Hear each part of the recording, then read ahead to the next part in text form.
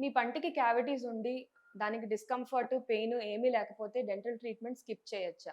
చాలామంది మమ్మల్ని ఈ క్వెషన్స్ అడుగుతారు.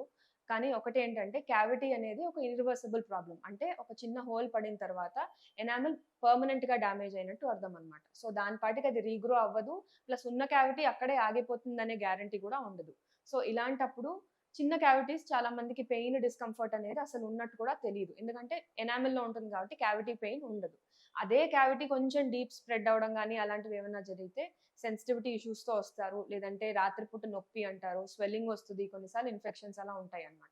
సో, పెయిన్ అండ్ డిస్కంఫర్ట్ లేదు కాబట్టి ఏమి ట్రీట్మెంట్ అవసరం లేదు అనుకోవడం చిన్న క్యావిటీ అయినా, పెద్ద క్యావిటీ అయినా అనేది ఒక పొరపాటన్నమాట. సో, మీరు అసలు ఏంటి క్యావిటీ ఎందుకుంది అనేది ఐడెంటిఫై చేసుకొని దాన్ని రెక్టిఫై చేసుకుంటే చిన్న ఫిల్లింగ్ లాంటి ప్రొసీజర్‌తోనే మీ ట్రీట్మెంట్ అనేది కంప్లీట్ అవుతుంది. అదే వదిలేస్తే మాత్రము రూట్ కెనాల్ ట్రీట్మెంట్స్, ఎక్స్‌ట్రాక్షన్స్ ఇంకా చాలా పెద్ద ప్రొసీజర్స్ అనేవి జరిగే ఛాన్సెస్ ఉంటాయన్నమాట. సో, క్యావిటీ చిన్నదైనా, పెద్దదైనా, పెయిన్ ఉన్నా లేకపోయినా ఏదన్నా ఇష్యూ ఉంటే మాత్రం చెక్ చేయించుకొని దాని ప్రకారం చేయాల్సిన ట్రీట్మెంట్ చేయించుకుంటే అది ఫ్యూచర్‌లో మీకే మంచిదండి.